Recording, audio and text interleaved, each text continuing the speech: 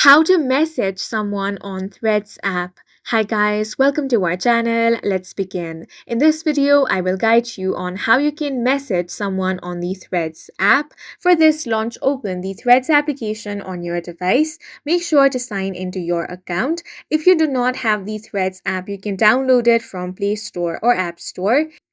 Now, if you want to message someone, tap on their username in this way. Here, you have the option of follow and mention. If you tap on mention, you can simply type in a message or anything over here and tap on the post option.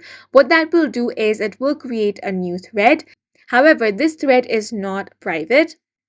On the Threads application, there is no option to directly message someone. You can only mention them. If you want to send a private message, you want to tap on the Instagram icon at the top of your screen. That will now take to the Instagram application, and then their Instagram profile will be displayed in this way. Now tap on the message option over here. Now simply type in your message and send it in this way.